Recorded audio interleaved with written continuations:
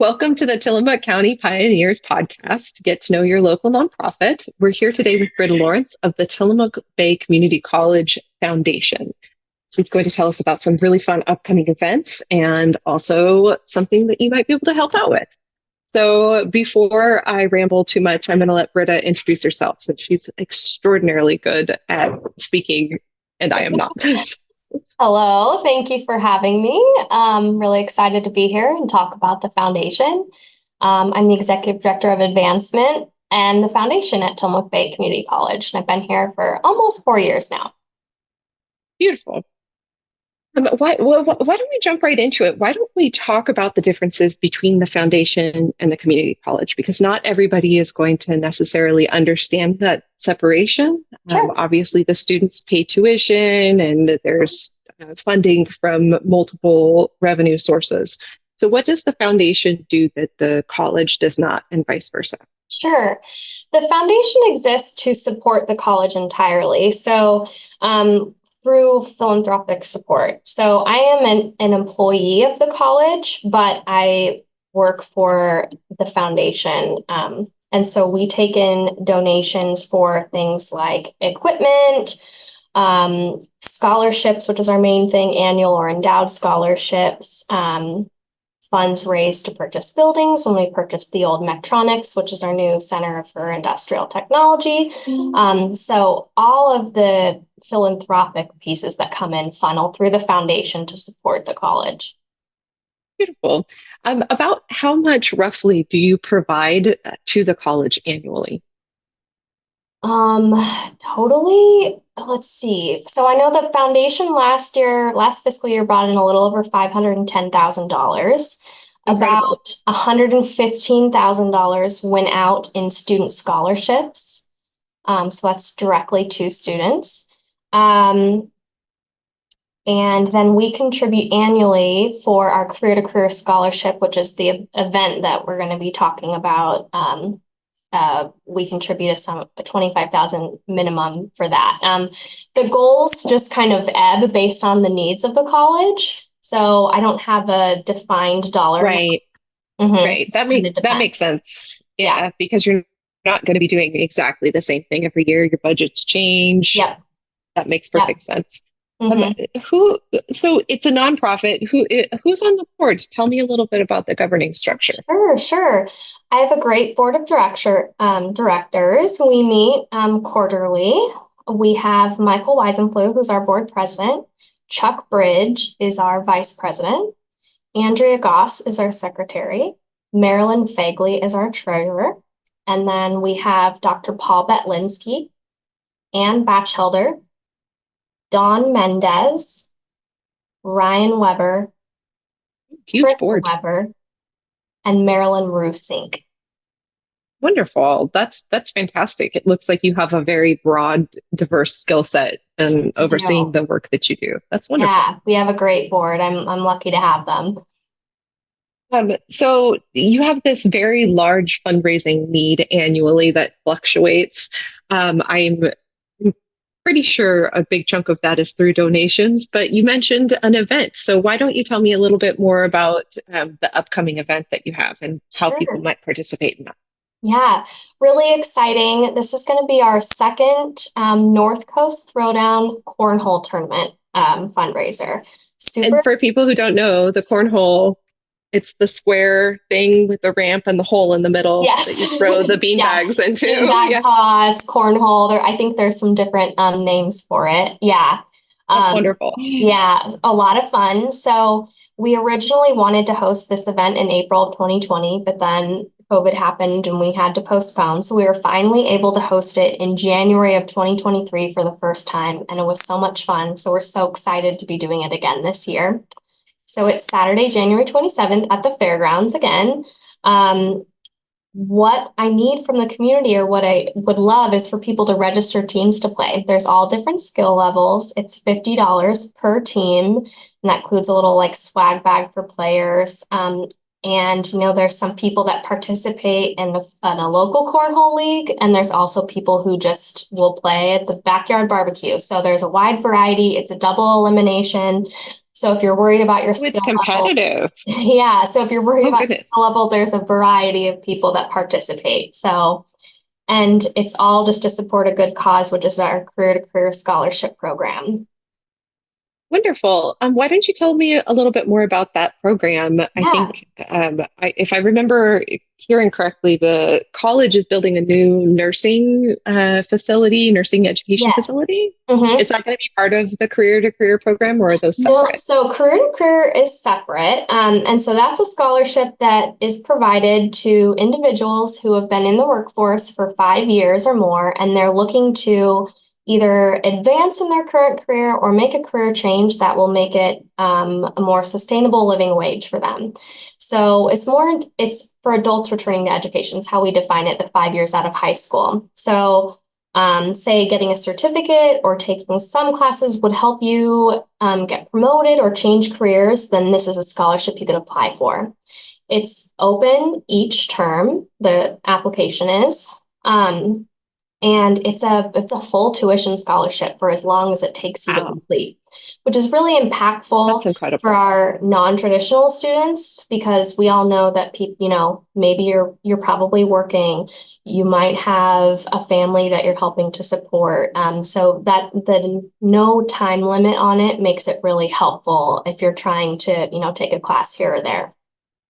It's really How cool. many of those scholarships are you able to offer the community? Um, let's see.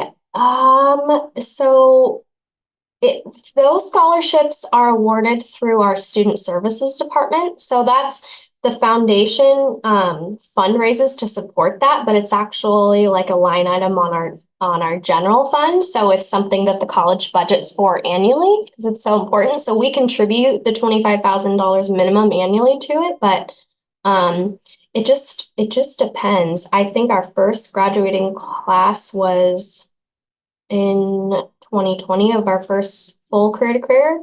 And it just kind of depends on what classes they're taking or what they're working towards, you know.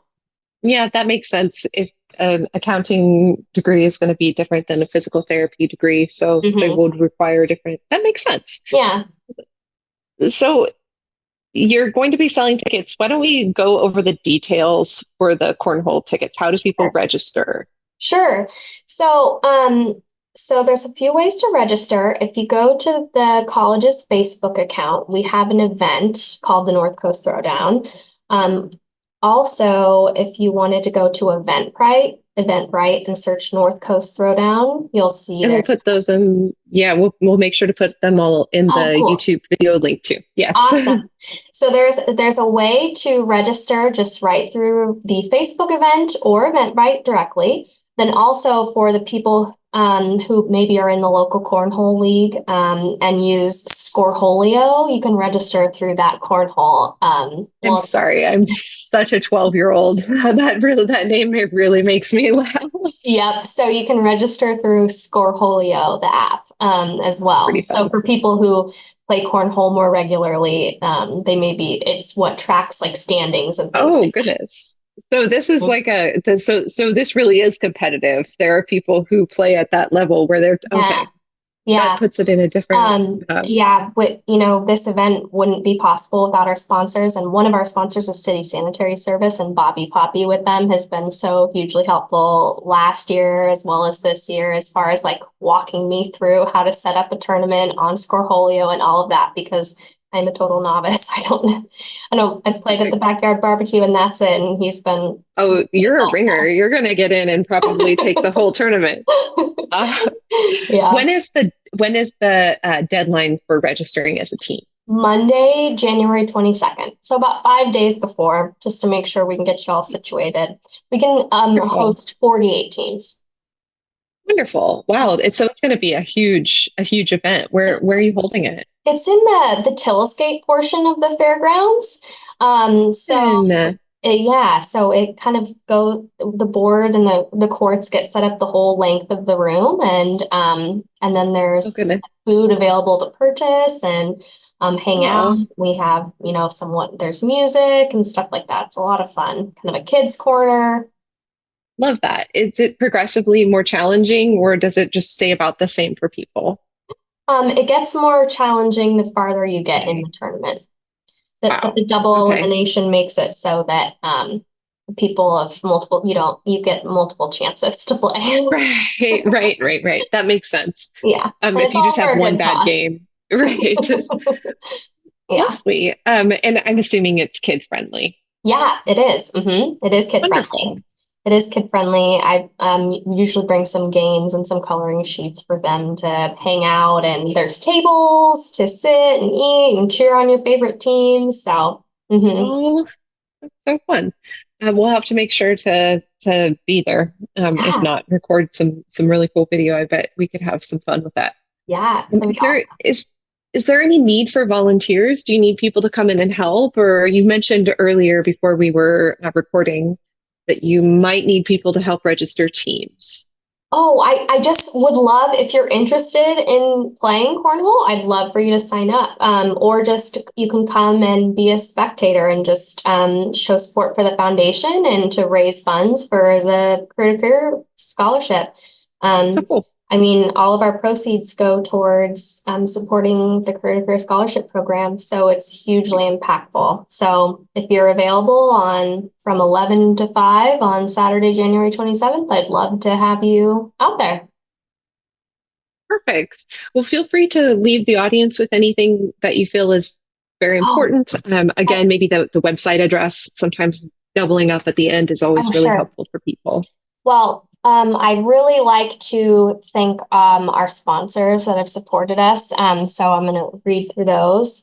Umpqua Bank, Grocery Outlet, Greg's Marine Service, Barbara Lasky, LLC, Viridian Architecture, City Sanitary Service, Les Schwab, Pelican Brewing, and Tillamook PUD. So huge thank you to them because this wouldn't be possible without their support. So it's really awesome. Beautiful. Yes, thank you. Thank you for the community actually stepping up and not only supporting this event, but supporting the foundation in general. Yeah. I mean, the number of individual donors at the foundation, it's pretty incredible. Yeah, that if there's one thing that Tillamook is really good at, it's supporting the different community organizations when they need. So really lucky to be part of such a generous and welcoming community. I agree.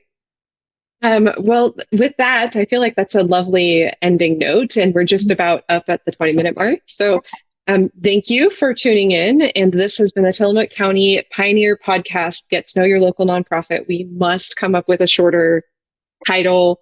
It's such a mouthful. We're going to be doing more of these, and then we're going to be changing things up for season 3. So we have some really cool things coming up, and I want you to stay tuned to TillamooKCountyPioneer.net. You can sign up for the weekly or daily news digests if you're a daily news reader via email. We have a very active online social media presence, and we'd love to hear from you. And thank you so much, Britta. It was really nice to see you again. Even though we had some technology, well, let's be honest, I had some technology issues, No problem. but thank you for bearing with me. Yeah, thanks for Um, having me. thank, yeah, thank you.